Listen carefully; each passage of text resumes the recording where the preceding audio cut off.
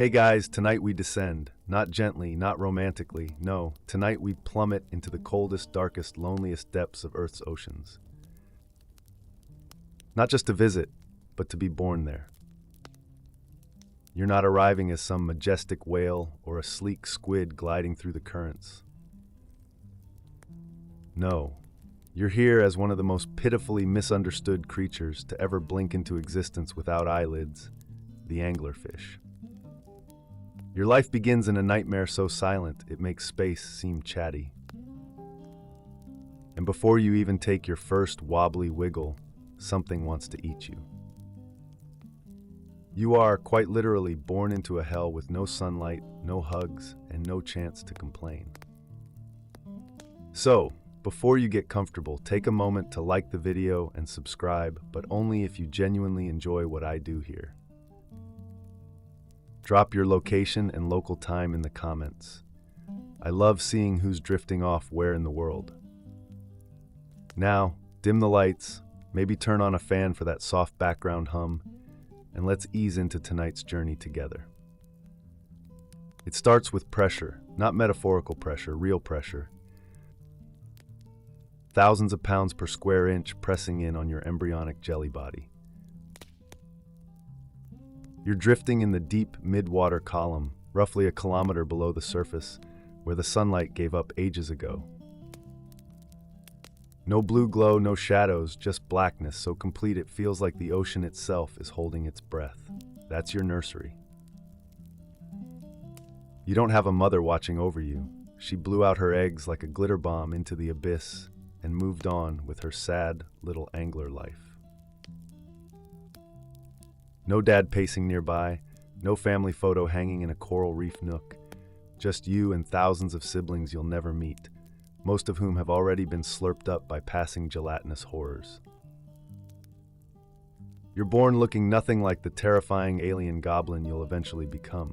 Right now you're just plankton, as in planktonic larva, as in edible speck.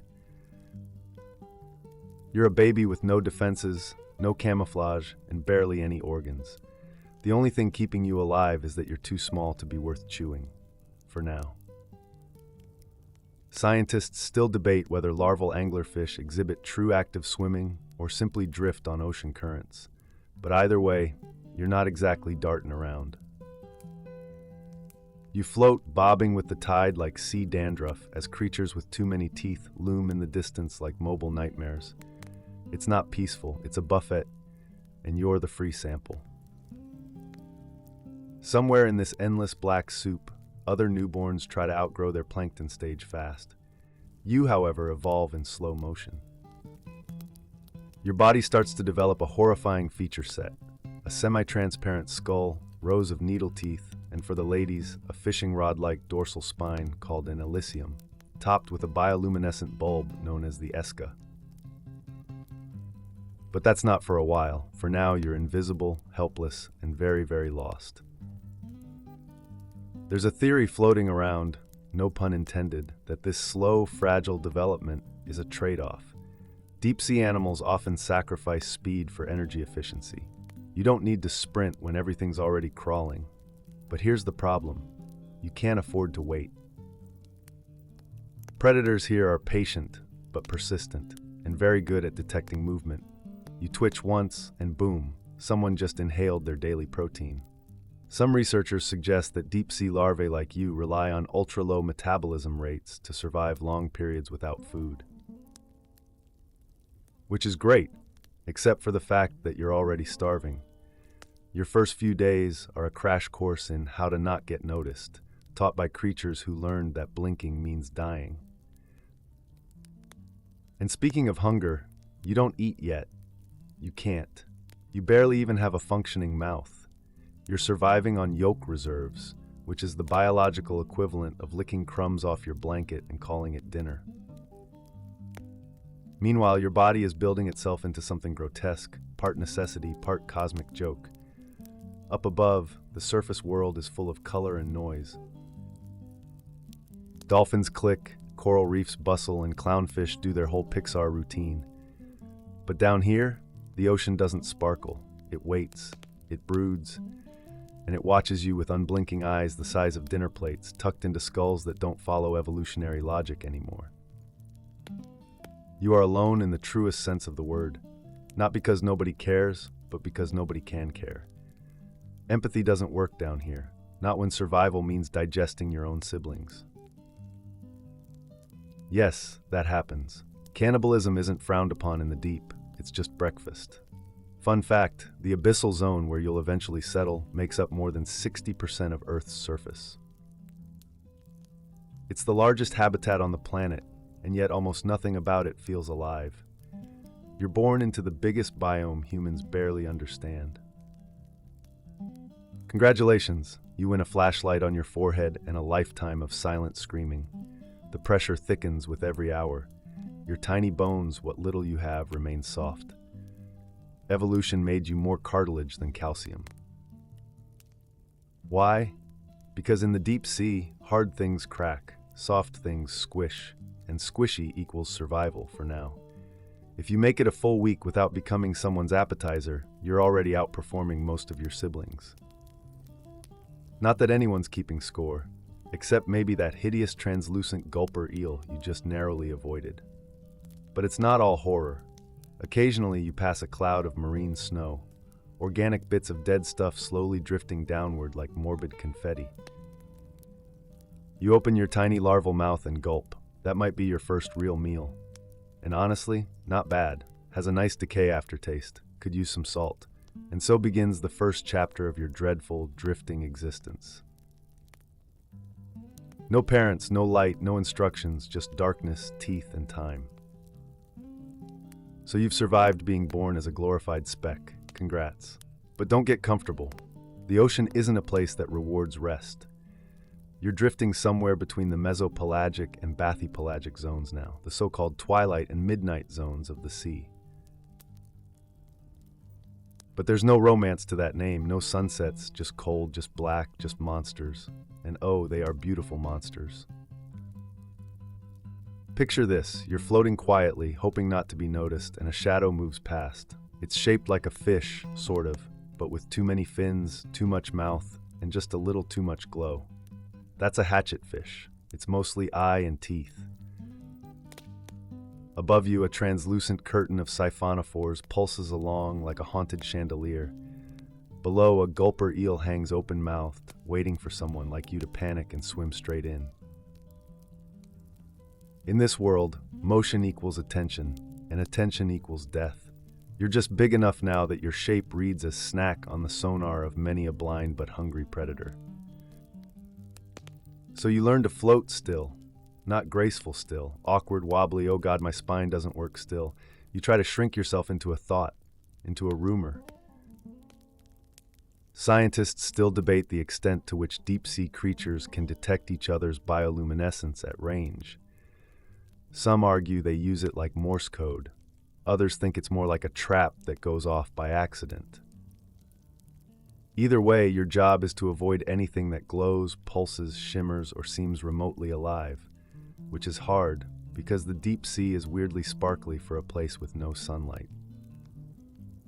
You don't know this yet, but the ocean is full of lies. Almost every creature you see is faking something. Some fish pretend to be smaller than they are, some pretend to be flat, some, like you, eventually pretend to be a dangling worm just begging to be bitten. And when something falls for that bait, bam, gone, swallowed whole, digested slowly while still blinking. But we're not there yet. Right now, you're just background noise. Unfortunately, background noise is exactly what some predators are listening for. Take the barrel-eye fish. Imagine a fish with a see-through head and tubular, upward-pointing eyes. It stares through its own skull to track bioluminescent prey above. To that horror, you're a flicker, a maybe, a mistake one snap away from becoming lunch. Here's a fun tidbit. The gulper eel can consume prey larger than its own body because of its expandable mouth and stomach. This is why you don't trust anything that looks too still. If it's not running away from you, it's probably preparing to unhinge at you. You float, you wait, and you try not to become an anecdote in someone else's digestive tract. Your body starts changing now. you develop more fins, more teeth, your jaw gains articulation. Finally, you can open your mouth, not wide, but enough to start nibbling. Plankton may. Bits of jellyfish, sure, rotting flesh, delicious. Scientists have found that some larval anglerfish will snack on marine snow and microfauna in early development. Basically, you're scavenging whatever mush the sea drops in front of you. But be careful. Eating means moving, and movement is like ringing a dinner bell. But you're starving. Always starving. Your internal fuel light has been blinking red since birth. Hunger here isn't a feeling, it's an identity. You don't eat to get full, you eat to delay death. Sometimes you try to hunt something your size, maybe a translucent crustacean. You chase it like a drunk astronaut. You miss, it swims away, laughing in clicks you can't understand. You sigh. If you had lungs, you hear things now. Not with ears, but with your lateral line system, an ancient aquatic trick that lets you detect vibrations in the water. You feel echoes of movement, every shift of a fin, every pulse of a jellyfish, every hungry twitch of something thinking about you. It's not hearing, it's something deeper, primal, like sensing a sneeze in the dark just before it explodes. You pass a glowing orb, it's blue, no green, no, it's pulsing red now. Intrigued, you tilt toward it. Maybe it's food, a friend, an alien radio. Nope, it's a comb jelly. And it's not even dangerous, it just reflects light in weird ways like an underwater disco ball. But staring at it cost you 3 seconds. 3 seconds where you weren't watching the fangtooth fish sneaking up behind you. Fangtooths are often dubbed the meanest fish in the sea because their teeth are too big to fit in their mouths. One theory suggests they dislocate their jaws to shut them. Scientists aren't even sure how they bite without biting through their own face. You don't want to find out. You drop into a slow spiral, descending a few meters to lose the trail. The ocean accepts you back with open, well, not arms, more like void. Sometimes you dream of light. Not the fake kind, real sunlight. You've never seen it, but something in your genes remembers, a warmth you'll never feel. A surface you'll never reach. It's not sad, just a story you tell yourself while you shiver. Now your body's getting bigger. Not much, but enough that you're no longer invisible. That's not good. You want to be either too small to care about or too scary to mess with. You're stuck in that unfortunate in-between. You spot another anglerfish, maybe a cousin, maybe competition, maybe dinner.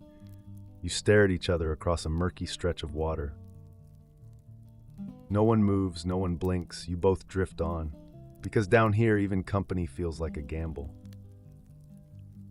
Your stomach growls, or whatever the deep sea equivalent of that is. It's more of a cellular ache, your cells beginning to whisper, feed me or fade me. You've grown enough that your body is starting to demand fuel, constantly. Unfortunately, this place is not exactly a buffet.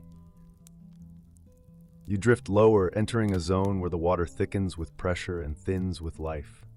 Down here, meals are not daily. They're not even weekly. They're events, rare, dramatic, borderline religious experiences. When food arrives, it doesn't trickle in, it crashes down. But let's not get ahead of ourselves. You're still small, still weak, and now you're visible. You've entered the deep scattering layer, a band in the ocean where many animals hang out to avoid surface predators while still feeding on sinking organic matter. It's the closest thing this place has to rush hour. Creatures rise and fall here in daily migrations. You don't join them, you fear them. Above you, schools of lanternfish blink their coded language, maybe warning each other, maybe just showing off. Below you, the shadows get longer and teethier. Your little fish brain pulses with anxiety, even though technically you're too primitive to understand what anxiety is. Still, you get it instinctively. This place is a no-no. One theory suggests that anglerfish avoid vertical migration because their bodies can't handle the pressure shifts. You're built for one zone. Stay in it or implode, literally. So you settle into your depth like a secret. You learn to wait, to hover. You use your pathetic fins to hold position while gravity and terror do most of the work. You become so still that marine snow starts settling on your back. But hunger doesn't care about stillness. Eventually, you have to eat. You drift past the decomposing remains of a jellyfish. It's stringy. It smells like bleach and sadness. Perfect. You take a bite, tear at its gelatinous bell, and instantly regret it. It stings. Of course it does. Jellyfish don't go down without making a scene. You flail, you convulse, and in doing so, you're seen. There's movement in the dark, slow, deliberate, a broad, flat shadow that almost seems part of the background until it isn't. It's a viperfish, one of the deep sea's more dramatic psychos. With fangs so long they don't fit inside its own head, it lurks like a serial killer at a foggy bus stop. You try to hide in the open water, which is like hiding in an empty gymnasium by pressing your face to the wall and hoping for the best. One lunge, one miss, you're lucky. You tumble downward in a frantic spiral, all fins and bubbles. The viperfish doesn't chase. It doesn't need to. There's always another idiot snack nearby. You calm yourself, slowly. Your heart, a simple little blob of muscle, settles back into its slow rhythm. You may not have a sophisticated brain, but you've just learned the most important lesson in deep-sea survival. If you're going to eat, you'd better do it quietly. A few days pass, maybe weeks. Time isn't real down here. The only measure of days is how long you go without food before your body starts eating itself. You nibble at dead things, a sliver of squid arm, a dissolving fin, a cloud of plankton so scattered it might as well be seasoning. The smell of rot becomes familiar, comforting even. Eventually you begin to grow teeth, not cute goldfish teeth, but jagged, curved fangs that point inward. Designed for one thing, trap, not chew. Your mouth becomes a snare, your stomach becomes a suggestion. Your body is being rebuilt to process whatever wanders in, no questions asked. You meet another anglerfish, not a friend, more like a problem. It's a male, smaller, twitchy, useless. He sniffs at you like he's trying to figure out whether you're a mate or a meal. You lunge, he flees. Good. You're not ready for romance. Not because you're emotionally unavailable, but because romance in your world is synonymous with body horror. More on that later. For now, you survive by lurking. You find a shadow to hover under. Maybe it's a large piece of sunken wood. Maybe it's the bloated corpse of a whale. Either way, it shields you from eyes you can't see. You practice staying still. You rehearse patience. Because here's the secret. Being an anglerfish isn't about speed. It's about the long game. You don't hunt, you wait, you don't chase, you invite. Soon, you'll earn your most iconic feature, but not yet. For now, your existence is a meditation on restraint. Scientists believe this slow-paced survival strategy is why anglerfish live longer than many of their shallow-water cousins. When every mistake is fatal, you evolve to make fewer decisions, or none at all. You become a floating maybe, a shadow with teeth, a whisper of something worse, and still, you're hungry. There's a moment, brief, barely noticeable, where your body begins to shift in ways you can't explain. Not just growth, not just hunger, something deeper. A programming waking up inside you. And just like that, your fate splits in two. If you're male, you're in trouble. See, the deep sea doesn't do gender equality. In the world of anglerfish, biology picked favorites. Females get the teeth, the lure, the size, the power. Males, they get a nose, a really good nose, and a short, desperate life. Right now, you don't know what you are, but your body's about to decide for you. And the consequences? Let's just say you might want to root for ovaries. If you're male, your body stops growing, like entirely. You top out at the size of a large jelly bean. Meanwhile, your sister down the water column is ballooning into a terrifying, toothy goddess with a glowing forehead and a mouth wide enough to wear you like a shoe. But your job, tiny sir, is not to be impressive. It's to find her, fast, before your organs shut down from starvation. And with your new super sniffer, an olfactory system so sensitive it can detect the faintest trace of female pheromones. You start to drift, zigzagging like a bad GPS signal, hoping for a whiff of love before death. One quirky finding from marine biology research: male anglerfish can detect females from miles away using nothing but their sense of smell. It's the deep-sea equivalent of sniffing your way through a blindfolded speed date, with death as the time limit. And here's the kicker. Once you find her, you don't flirt, you don't seduce, you bite. You latch onto her body, usually near the belly or lower flank, and your face starts to melt. Literally. Enzymes in your mouth and her skin trigger a grotesque fusion. Your flesh dissolves, your blood vessels join. You're no longer a separate being.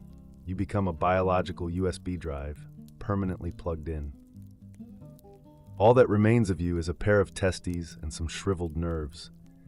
You are now sperm on demand. Some female anglerfish carry up to 8 of these parasitic male attachments at once, like organic keychains.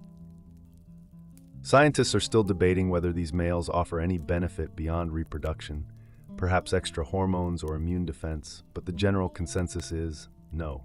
They're just freeloading sacs. So, yeah, if you're male, your life was basically a one-way delivery mission. Now let's say you're lucky, you're female. Congrats. You still live in a nightmarish trench of horror and starvation, but at least you have a flashlight and autonomy. Your Elysium begins to develop. That's the fishing rod that sprouts from your forehead. At the tip, the Esca, your glowing bait. It doesn't glow yet, but it will, eventually. And when it does, oh, the party begins. But first, you go through your awkward teenage phase. All teeth, no idea what to do with them. You practice slow lunges at drifting shapes, most of which turn out to be inedible or terrifying. You clamp down on a jelly blob. It escapes. You bite into a floating feather star. It explodes. You swallow a bioluminescent shrimp that immediately flares up like a flashbang. Bad call. Your entire head lights up like a caution sign. You dart downward, embarrassed. If fish could blush, you'd be fire truck red. You find a cranny in a canyon wall and nestle in. This is your safe place now, your hiding spot. The edge of a thermal vent pulses nearby, providing just enough heat to lull your system into something resembling rest. Time passes, you grow, slowly, but your jaw widens, your stomach stretches, your lure begins to shine faintly, first dim, then stronger. The light is not yours. It comes from bacteria that colonize the Esca. Here's the weird bit. No one fully knows how anglerfish get their glow. The bacteria aren't passed from parent to child. They must be acquired from the environment. Which raises a question scientists haven't answered yet. How do bacteria find the Esca in the pitch black? One theory suggests the fish exudes chemicals that attract the right microbes. Another claims the bacteria float freely in the water and simply infect any Esca they find.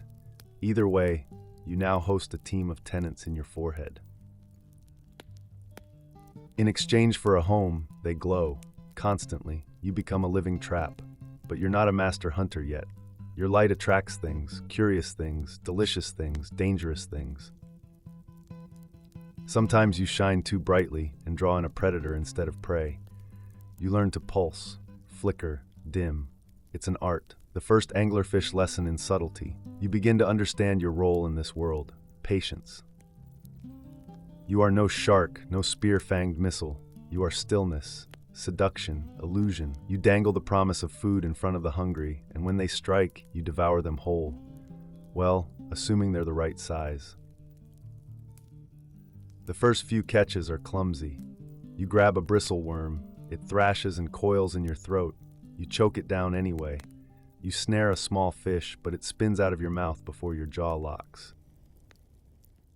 You're angry, but you're learning. Every lunge hones your instincts. Every failed bite fine-tunes your strike timing.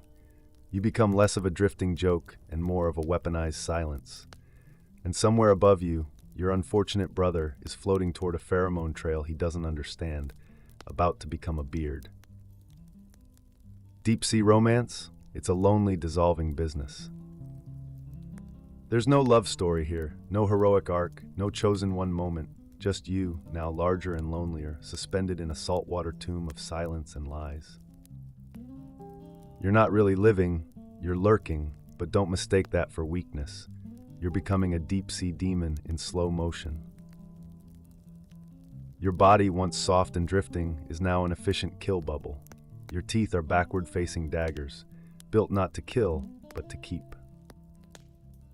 Once something enters your mouth, it is legally not allowed to leave, ever. Your stomach has learned to stretch like a plastic bag at a buffet, and your bones, well, you don't really have many anymore. Just enough scaffolding to keep you from melting into goo. One quirky fact: scientists discovered that some anglerfish, when overfed, will continue to digest their prey even as it decomposes outside the body. Yep, if the meal is too big to swallow all at once, you can just let bits of it hang out your mouth and rot slowly like some macabre to-go box. Efficient, disgusting, kind of iconic. You've mastered patience, stillness, darkness, and now the light. Your Eska has reached full glow, bright enough to be seen from several meters away. But here's the trick: not too bright. You don't want to be a beacon, you want to be a whisper. A glow that says, "Hey, curious, hungry, just come a little closer." It works. A small fish approaches.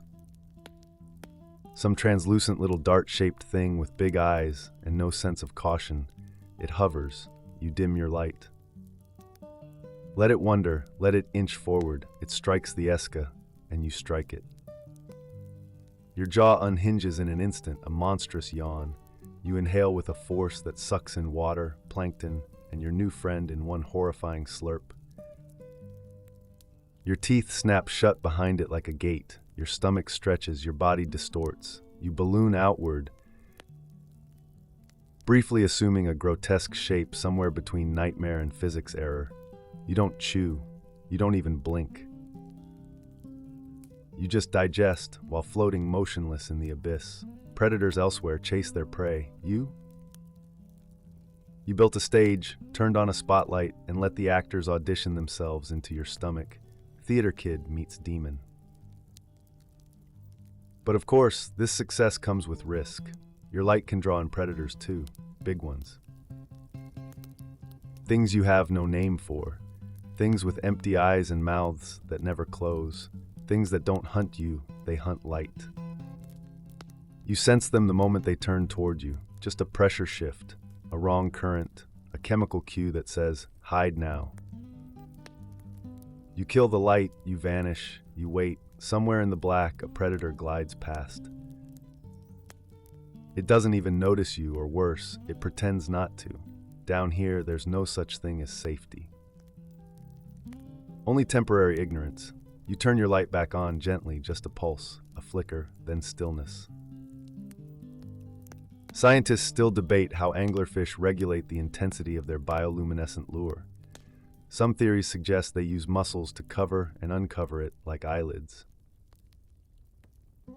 Others think the bacteria themselves respond to neural signals or chemical changes. Whatever the case, you've learned how to whisper with light, how to sing without sound. You are now a paradox, fragile yet fatal, dumb yet deadly, invisible yet glowing, and you're still alone. Occasionally a shadow flickers into view, not food, not threat, something else. A fellow female, maybe. You don't approach. There's no bonding here, no pack, no pride. Anglerfish aren't social. You could drift alongside each other for hours and never acknowledge each other's existence. If you're both hungry, it's a standoff. If she's bigger, you move on.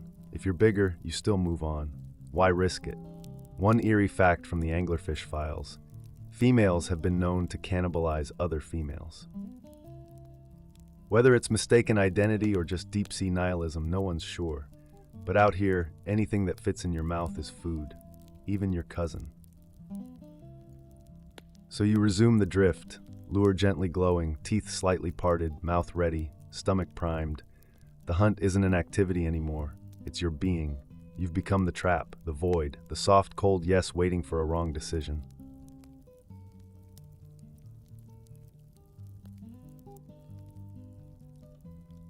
Let's talk about romance, or well, what passes for it in the life of an anglerfish. Because while your glowing forehead may look like a sexy disco invitation, what happens when a male shows up is less romantic dinner and more science experiment gone too far. You already know how it starts. He finds you by smell.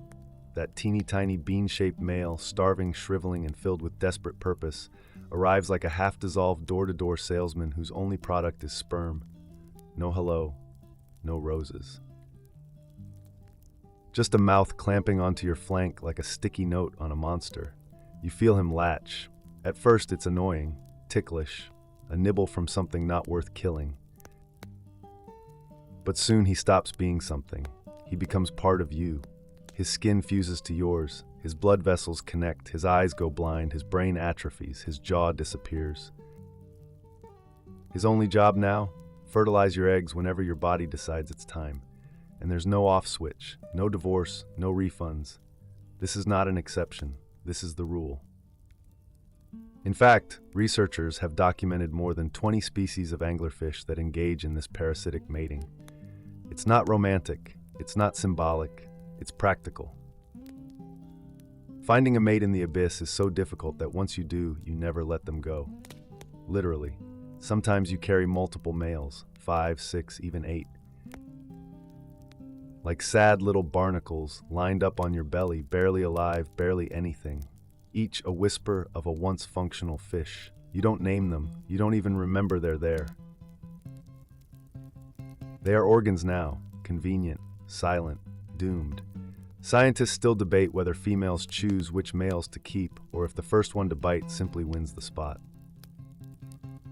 Some believe pheromonal compatibility plays a role. Others think it's just dumb luck in a very big ocean. You don't think about any of that. You just feel the twitch in your gut when it's time to spawn. And so you release your eggs into the water. A gelatinous ribbon, sometimes up to 25 feet long, unraveling behind you like a floating curse. The males do their thing, triggered by some internal cue or maybe just the collective sigh of your hormone soup, and fertilization happens on the go. No cradle, no nest, no watching the kids grow up. You won't even see them. Those eggs drift away into the dark to hatch, if lucky, into transparent, defenseless specks, just like you were. Just like you now wish they didn't have to be. Because here's the secret. Even if you're the apex freak of your trench, you're still stuck in a loop of futility. No legacy, no progress, no kingdom, just light, hunger, reproduction, and sleep. You float on, slightly bloated from your last kill. The jellyfish dissolved nicely. You learn to avoid the stingers this time. Practice makes perfect, right? You flash your lure, slowly now. You've learned the rhythm. One pulse, pause, 2 short flickers, long glow. Different fish respond to different light patterns. You test them all. You are the sea's worst lighthouse, guiding ships not to safety, but straight into your mouth. One time you catch something too big, it bites your lure. You lunge, overconfident, but when you clamp down, it clamps back. This isn't prey, this is competition. It's a female like you. Same teeth, same light, same hunger. You're locked together in a spiraling slow-motion nightmare, rolling through the water like a tangled rumor. Neither of you wants to let go. Neither of you can afford to lose. Eventually, you do. She bites your side and jets off. You hover there, torn and bleeding. No medical help is coming, but you don't die. Anglerfish are remarkably resilient. Your body seals over, scar tissue forms, you float on, your light never goes out. In the deep sea, survival isn't about being fast or clever. It's about enduring through starvation, damage, and endless silence. You begin to understand that pain isn't an interruption here. It's just the background music of life. You flick your light again, still hungry, still alone. You drift deeper now, past the threshold of where most creatures dare exist. The silence isn't just thick, it's hungry. Every pulse of your lure feels like a question whispered into a church. You never know what or who will answer. Your body has settled into its final shape, just optimized for the worst-case scenario that is your daily routine. Your stomach can now stretch to swallow prey twice your size. Your jaw unhinges with disturbing grace. You've even grown extra bones, not for structure but for leverage. Everything about you now says, don't come closer unless you want to die. But let's be honest, you don't always win. One time your lure draws in something fast, too fast. You snap at it, but it jukes you. You lunge again, and this time it bites you, right on the lure. Pain explodes through your face. That lure is your pride, your livelihood, your only asset in a world that forgot sunlight exists. You flail in slow motion, scattering a cloud of bioluminescent plankton. But the Esca is damaged. It still glows, but not right. It flickers erratically now, like a dying flashlight. It's not just an inconvenience, it's a liability. You're suddenly aware that predators aren't just fooled by your glow, they're tracking it. They've learned to recognize the rhythm of anglerfish bait. Some of them even fake that same rhythm to lure you in. One fringe hypothesis floating in the marine biology world: some deep-sea species mimic the light pattern of anglerfish to hunt the hunters. No one has proven it yet. But out here, paranoia is the same thing as safety. You try to rest, but rest down here isn't real. It's more like a pause in the suffering. You hover, you flicker, you listen. And then something answers. Not prey, not predator, just presence. A slow-moving wall of jelly. Giant, silent, undulating, a siphonophore colony the size of a train. It drifts past like an alien cathedral, dozens of creatures living as one. Tentacles stream beneath it like nerve endings. A few of them brush past your skin.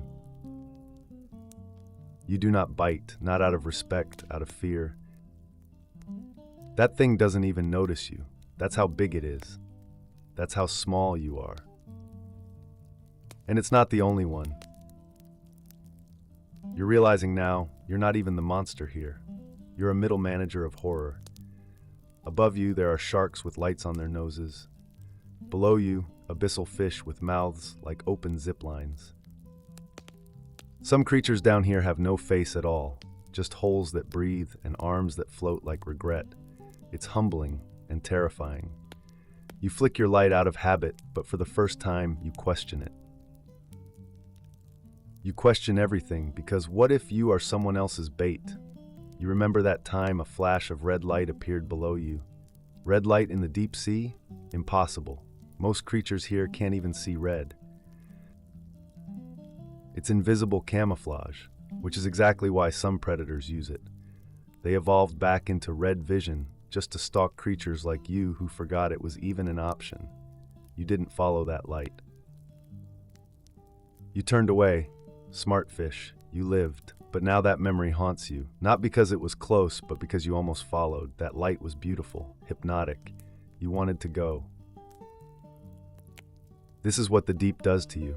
It breaks you gently, slowly, with beauty, with silence, with choices that look like salvation and turn out to be teeth. You pass another anglerfish. She's larger than you. Her jaw is scarred. She's missing half an eye. You don't fight. You don't flee. You both just drift past each other like forgotten dreams. In the deep sea, everything is older than it should be. Even the monsters look tired. It's time to talk about your greatest weapon and your biggest liability, the light. The glowing bulb swinging off your head, your Esca, is more than just a snack lure. It's your identity, your billboard, your ambush signal, and unfortunately, your bullseye. Because deep in the pitch-black trench of nowhere, anything glowing becomes a conversation starter. And you've been saying the same line over and over, "Hey there, I might be food." Let's unpack this, because scientists are still scratching their heads about it. That light at the end of your spine twig, it's not actually yours. It comes from a colony of symbiotic bioluminescent bacteria living inside your esca. They're freeloaders who shine. But here's the riddle. How did they get there? You didn't inherit them. That's been ruled out. There's no microbe hand-me-down happening through eggs or sperm. So either these bacteria float freely through the abyss, hunting for anglerfish to squat inside, or you release a chemical come-hither signal that says, "Hey, microscopic glowy bugs, want to move into my forehead?" One theory suggests you actually recruit them early in life, and only the esca tissue supports their survival. It's a biological exclusive club, and once they move in, they become essential. But essential doesn't mean safe. Because predators aren't dumb. Over time, they've learned that anything dangling light in the dark probably has teeth nearby. And for the really big fish, the ones who don't fear teeth, that light becomes a lighthouse. It screams, free protein with a side of ego. You felt this. There was that time you pulsed your lure a bit too long and drew in a juvenile 6-gill shark. It wasn't hunting, it was just curious. But curiosity in the deep is deadly. You froze, it swam around you once, twice, sniffed at your lure, then, luckily it lost interest and floated away, probably hunting for something bigger. You didn't move for 2 whole hours.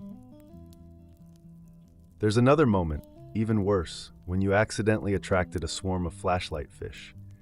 Dozens of blinking lights darting around you like paparazzi. Their presence signaled to every hunter in the region that something interesting was happening here. You turned your glow off immediately, but it was too late. You had to flee blindly into a dark canyon and wedge yourself between 2 rocks, and even then, something watched you. You waited and waited. Eventually it left. It always does, but the fear never does. This is your paradox. You are the bait and the trap, the performer and the target. You must shine to eat, but shining too long gets you eaten. So you get clever. You start varying your lure patterns. You pulse instead of holding steady. You flicker faintly, then kill the light when something gets too close. You develop a rhythm. On for 5 seconds, off for 30, like fishing with flashbangs. You begin to learn which flickers attract prey and which draw trouble. But you also notice something else. The light isn't as bright as it used to be. Your esca is aging. The bacteria colony isn't as vibrant. You flick the light again, dim, then bright, then dim again. It still works, but less confidently. There are anglerfish in the deep that have been spotted with dead or dimmed lures, glowless, the walking dead of the trench. You stare ahead into the black, flicking your lure like a heartbeat. Still works, for now. There are days, if you can even call them that, when your lure doesn't glow, no prey swims by, and the water around you feels like it's closing in. The pressure never stops. It's not just the weight of the ocean anymore. It's the weight of knowing. Knowing that even with all your horrifying adaptations, you are still expendable. You flick your lure, watching the light sputter like a dying star. No response. You wait, a shadow glides past, too big. You dim yourself to near nothing. Stillness becomes your shield once again. You listen with your skin, feel the water press in as the shadow fades, still alive, barely. Eventually, you grow hungry enough to act desperate. You begin to rise, not far, just a few meters upward, enough to reach the upper floors of the midnight zone where food is fractionally more common, and so are predators. You pass old bones on the way up, spines tangled in jelly, a flattened lanternfish, something that once had eyes. You don't mourn, you just wonder how long before you become part of that eerie debris field yourself. You reach a layer with more movement. It's not busy, just less dead, and then you see it, a meal, a real one, not plankton, not a drifting scale, a proper wriggling fish with no idea what you are. You pulse your light, Twice, gently, it twitches. Curious, you hover, it moves closer, you dim the lure, it's watching. Hesitant, you give it one long, slow flicker, the signal that says vulnerable. And as it darts for your lure, you open your jaw wider than should be anatomically possible. It's over in a second, but it feeds you for a week. You float afterward in a rare moment of fullness, your stomach distended, your body slightly swollen. You drift lower again, cradling your kill like a secret. This is the only kind of joy you'll know, temporary survival. And even that comes with a cost. As you descend, you feel your organs compress again, your spine shifts, your skin tightens. The pressure wraps around you like a clingy ghost. You try not to let the anxiety creep in, but it's hard. There's no sunlight to mark time, no seasons, no moons, just hunger and gut instinct. Some scientists believe anglerfish have internal clocks based on chemical changes or deep-sea pressure fluctuations. Others think you simply guess. You just do things when your body tells you to. Like spawning or hiding or running from something you haven't seen yet.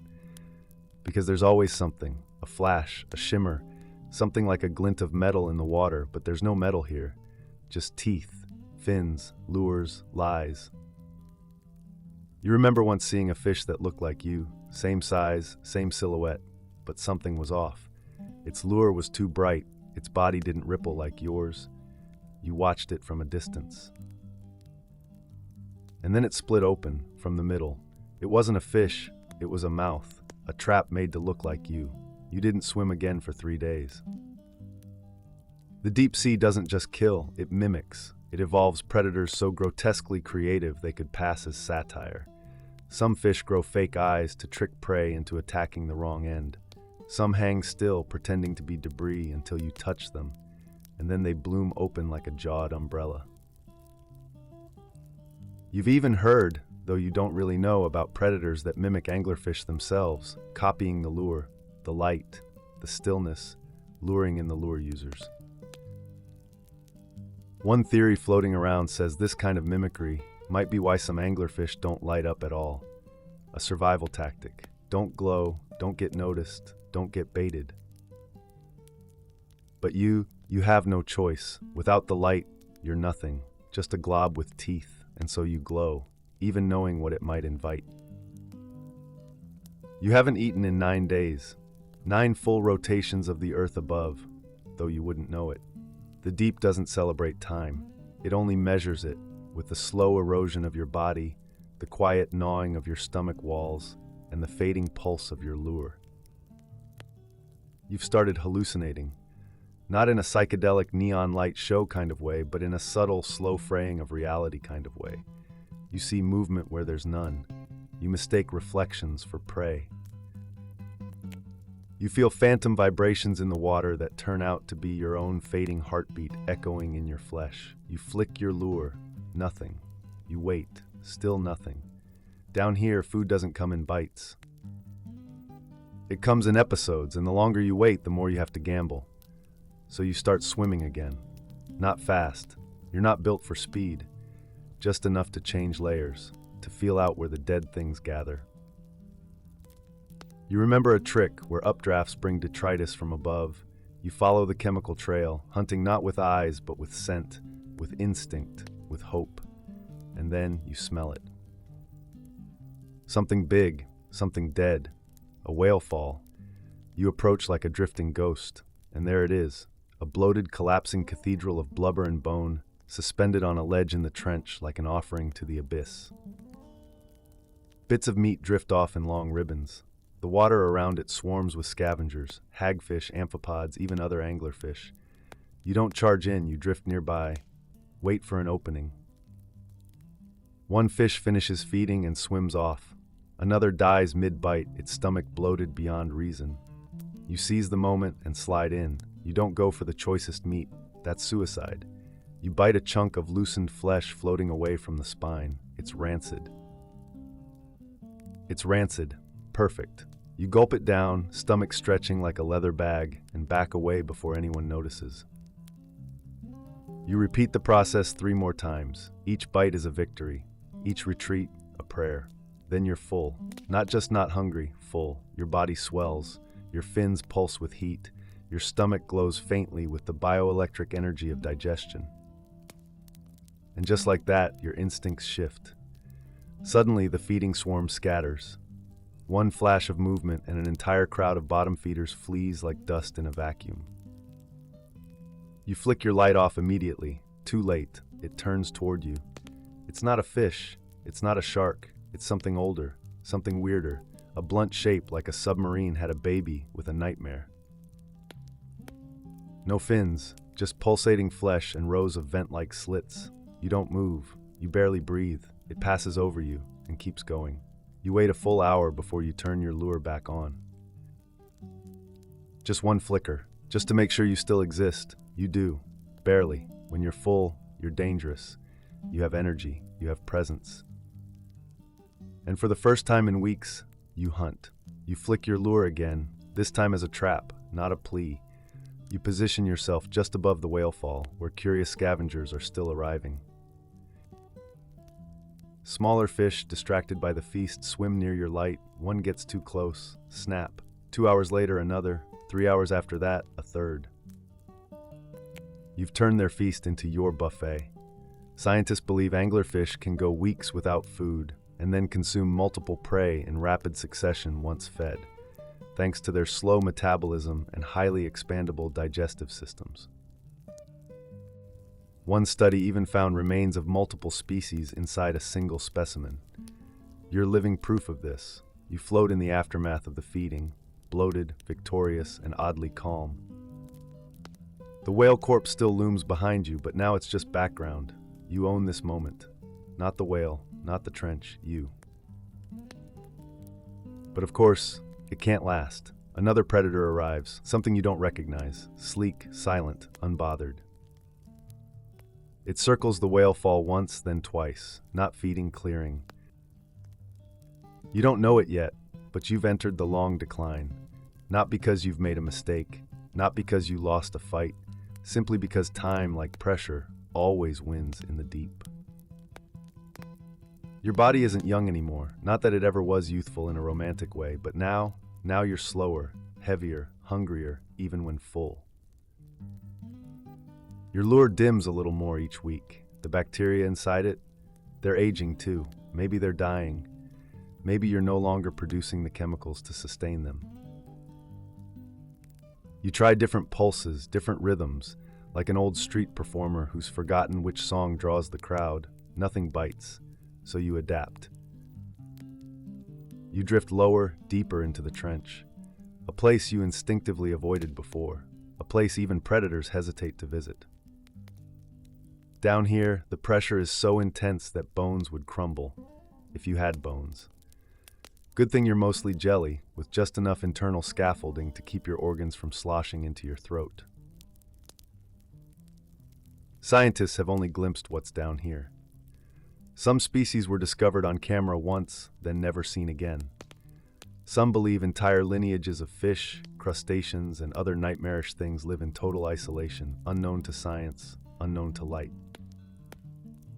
You're about to join them. At this depth, the water feels thicker. Sound doesn't travel, it groans. Movement feels like swimming through regret. Every fin twitch requires calculation. Every gulp of water through your gills feels like sipping tar. You rest more now, not out of laziness, but necessity. Your metabolism burns so slowly, it's almost a whisper. You float near thermal vents, letting their soft warmth stir your aging blood. You no longer pursue prey, you wait and wait longer. Your parasitic males, those tiny sperm donors fused to your sides, begin to die off one by one, quietly.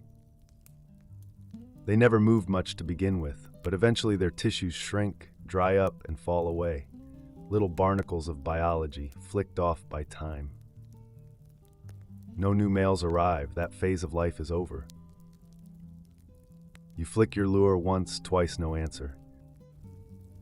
You float near a carcass, not a whale this time, something older, a giant squid perhaps, half buried in the silt. You circle it not because you're hungry, but because you feel drawn to the shape, the emptiness. It looks like you, not in body, but in meaning. A creature built for horror, now reduced to sediment and memory. You settle nearby, letting yourself become background. Your glow dims further, now just a faint ember, a soft warning. One day, a juvenile anglerfish passes by, small, curious. It sees your lure, moves closer, you twitch, not fast enough. It spooks, darts away into the black. You don't chase. You realize you weren't trying to eat it. You just didn't want to be alone. You rest again. And dream. Not in colors, but in shapes. The memory of a kill, the shimmer of a jellyfish, the feeling of your first lure flick, the adrenaline of a close escape, a vague remembrance of your own yolk sac when you first hatched. All of it floats through your mind like marine snow. You are still alive, but just barely. You are no longer a predator, not truly, not in the way you once were. You're still alive, barely, but the ocean doesn't care about alive. It cares about useful, efficient, fast. You're none of those things anymore. You're a relic, a drifting cautionary tale, a story told in scent. You hover near the seafloor now. The trench wall behind you is jagged, covered in pale growths that look like fingers reaching for something they'll never touch. You wedge yourself in a crevice to avoid the current. Movement is too expensive. Energy must be rationed. Your light, once your pride, your weapon, your signature, is now faint. A gentle twitch of blue. Sometimes it flickers, sometimes it doesn't show up at all. You've grown used to the darkness inside your own face, and still you wait. It's what you do best. That's when it comes. A shape, small, faint, not prey, not predator, something else. It flickers. You flicker back. It circles. You don't lunge. It gets closer. And for the first time in what feels like centuries, you're not alone. It's another female anglerfish, scarred, half-blind, one fin trailing like a torn flag. She's old like you, maybe older. You stare at each other in silence. No threat, no hunger, just presence. And then she flicks her lure, a pulse, faint, syncopated. You return it, a mirrored beat. This goes on for a while, minutes, hours, a rhythm that says, I see you. I'm still here too. There's no language, no emotion, but the recognition is enough. Eventually, she drifts away, and that moment, that quiet, blinking exchange in the endless black, will be the last time you encounter another of your kind. You knew it even as she left. After that, your days stretch. Your body becomes translucent in places. Your organs slow. You stop hunting. The hunger fades, not because you're full, but because the need no longer registers. It's not suffering, it's just subtraction. One day, you flick your lure and it doesn't glow at all. You try again. Nothing. Your jaw opens, not to eat, but to feel. Water flows through you like memory. You settle back into the rocks, and you stop moving. The ocean does not mark your passing. There is no current to scatter your cells, no predator to finish your story. You simply stop being. One moment you are, the next you aren't. Your lure hangs lifeless.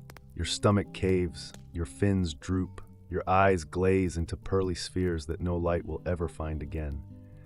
Eventually, your body becomes part of the trench. Bones, what little you had, will be claimed by pressure. Bacteria will bloom. You will be recycled into the ecosystem that never cared you existed. And maybe one day, a juvenile will pass your resting place. They'll see the glint of your decaying esca, pause, turn, investigate, and maybe, just maybe, they'll learn. Silence becomes you. Not just in the obvious sense, where the water around you has always been still, the sound always muffled, but inside too. A kind of deep internal hush. Like even your own thoughts have grown quiet. Not out of fear, but from weariness. A stillness that wraps around you like old velvet. You don't flick your lure anymore. You've stopped trying. Instead, you rest, wedged into the side of the trench, half buried, half forgotten. Your skin is growing pale, even translucent in patches. Your once proud teeth, those cruel, curved daggers, now hang loose in your gums like the last nails in an abandoned house. Every so often, your mouth opens reflexively. A habit, not a hunt. Nothing enters. That whale fall you once visited is gone. Stripped to bone, colonized by worms, melted into the silt like everything else that dared to thrive in the deep. Its memory lingers in the chemical whispers of the water, but its usefulness, like yours, has expired. You remember movement, that young version of yourself that darted through clouds of glowing plankton, that half-formed shape that watched a comb jelly drift past with awe. What remains is ritual. You rise once a week, maybe. Hover upward for a few minutes, your body grumbling at the effort. You flick your lure out of habit, knowing it won't shine. Then you sink again. You have no enemies anymore, not because you're respected, because you're forgotten. There's a fringe theory in marine biology that some deep-sea creatures emit dying signals, chemical markers that communicate failure, despair, or even surrender. Whether to warn others or invite scavengers, no one knows. But if it's true, you're likely broadcasting that frequency now.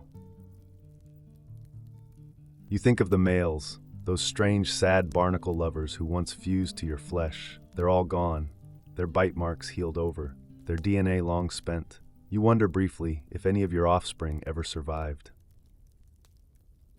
Because in the deep sea, legacy is a lie. No gravestones, no echoes, just blinks of life, brief, bright, and gone.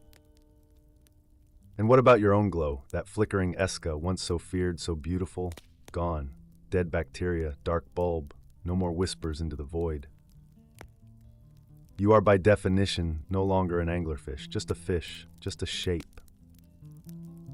The only movement now is the slow, gentle undulation of your body as deep-sea currents swirl around your final resting place. They don't move you, they don't erode you, they just remember you in their own quiet way. And somewhere far above, sunlight dances on the ocean's surface. You've never seen it, never will, but still, part of you knows it's there.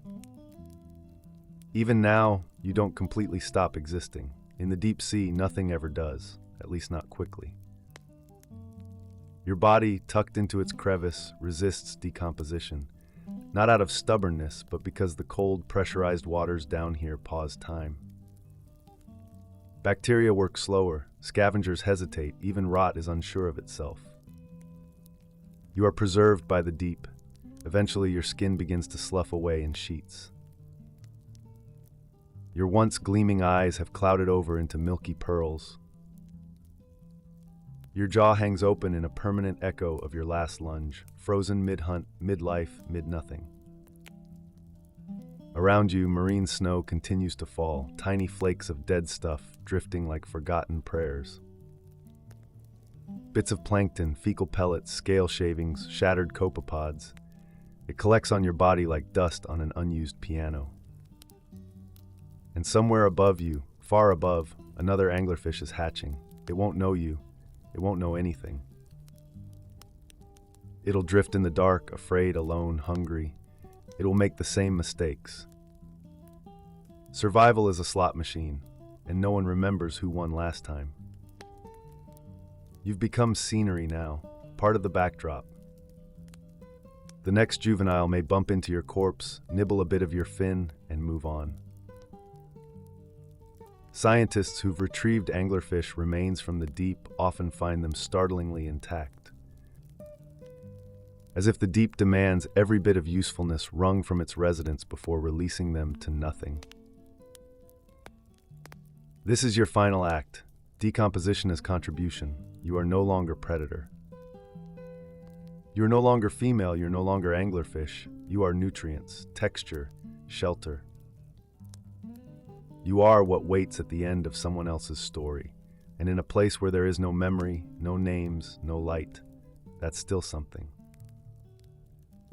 You don't know when it ends. Not exactly. The transition between being a creature and being not is too gradual. One moment you're curled inside yourself, dimly aware of the silence. The next, the silence feels larger. As if your absence has been absorbed into it. No more hunger, no more flickers, no more anything. But even now, you are not entirely done. Because the trench remembers, it keeps your shape a little longer. Your empty husk becomes a shelter for something small, A baby shrimp curls beneath your ribs. A snailfish deposits eggs in the gap behind your eye. A worm threads itself through your jawbone like a needle working through fabric. You don't feel it, but it's happening. The trench doesn't waste. You become a puzzle piece in a larger system. Your remains nourishing, shielding, hosting. Everything here has to serve more than once. Life, then death, then after. Even your soft, sagging flesh is used, bitten off in polite mouthfuls by isopods with blank, blinking eyes. Above you, the water moves like breath, gently, as if the ocean is exhaling around you, one last time. And now, slowly, your shape begins to dissolve. The trench no longer needs to remember you in full. It begins to blur you. Your once lethal silhouette softens. Your dangling lure collapses inward. Your spine flakes into soft, chalky sediment. You were not legendary. You were not beautiful. You did not conquer. You did not even leave behind a species-changing legacy, but you endured, and that's enough. You were born alone in darkness. You hunted, you fled, you fused, you glowed, you waited, you lasted. That's the miracle down here, not thriving, persisting. Long after logic would say, this shouldn't be possible, you kept going, until you didn't. And so the final bubbles rise, the last cells drift, your mouth closes, not in pain or resistance, but like a page turning. And the deep sea, as it always has, keeps moving without you. Let's slow down together. The glow has gone, the pressure has lifted, and you're no longer drifting in the cold abyss. You're just here. Back in your room, wrapped in stillness, but a kinder kind now. You've just lived a lifetime in the skin of something that never saw the sun, something feared, something misunderstood. And maybe in a strange way, something relatable. Because haven't we all at some point felt alone in the dark, flickering with effort, hoping something sees us, but not too clearly? The anglerfish doesn't get a happy ending, but she gets an ending. And in a world that forgot her before she was born, that's strangely powerful. So now, as your thoughts settle and your breathing slows, let the darkness of the deep turn into the darkness of sleep.